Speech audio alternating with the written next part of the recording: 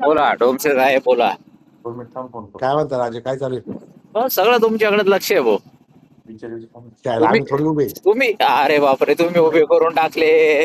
हा? नाही आणि कस काय असं भाऊ? नाही बाकी नाही. बाकी निवांत हो. काय बा- पोझिशन? पोझिशन काय भाऊ, आमच्या आता काय कोणी बॅनर नाही छापू राहिले, आमच्या कोणी गाड्या नाही फिरू राहिले, इथून तर आमची सुरुवात आहे भाऊ. बरोबर आहे.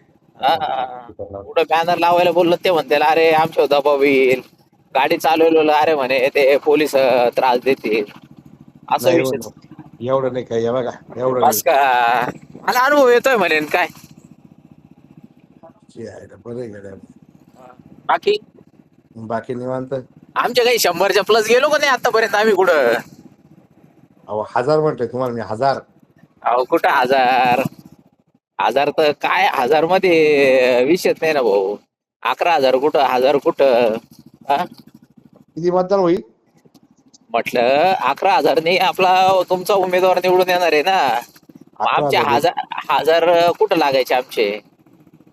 नाही पण मग इतिहासामध्ये लिहिलं जाईल ना की बुवा हा. अपक्ष उमेदवारांनी एवढी टप दिलं.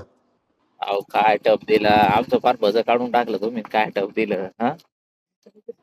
बागुलला 13,642 मतदान आहे. कोणाला? बागुलला. 13,642 हो, डायरेक्ट कन्फर्म? कन्फर्म. अरे बापरे, डायरेक्ट 13,642. हो, म्हणजे 41 पण नाही, 43 पण नाही, डायरेक्ट 42. 42. चांगली गोष्ट, चांगली गोष्ट आहे. हार्दिक शुभेच्छा. अजून आमच्या लायक काय असलं तर सांगा भाऊ असं.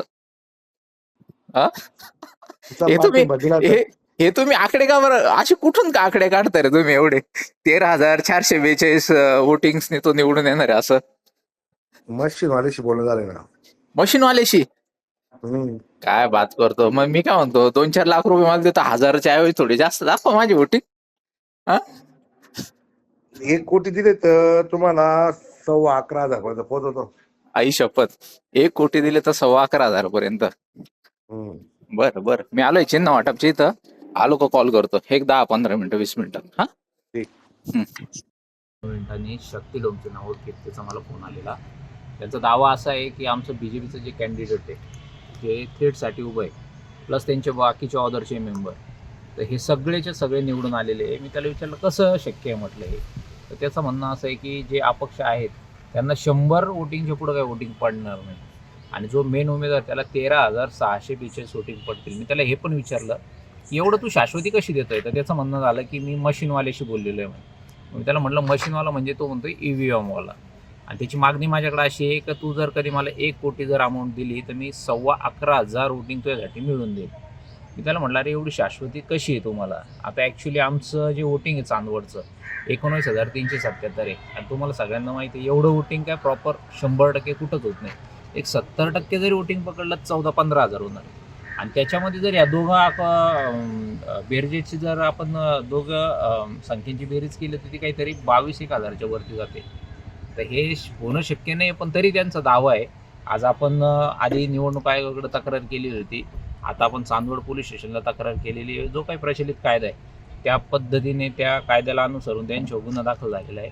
येणाऱ्या काळामध्ये ते असंही दाखवू शकता की तो थोडासा मेंटली वीक आहे किंवा काय, पण मला सांगतोय मी तुम्हाला की तो मोठा कॉन्ट्रॅक्टर आहे, आणि जर चांदवडकरांना जर पूर्ण नगर परिषद अशा समजा तुम्ही मलिदा गँग म्हणता येईल त्याला, किंवा त्यांनी बसवलेलं जे ताटाखालचं मांजर यांच्या हातात द्यायचं असेल तर खूप मोठी गोष्ट आहे.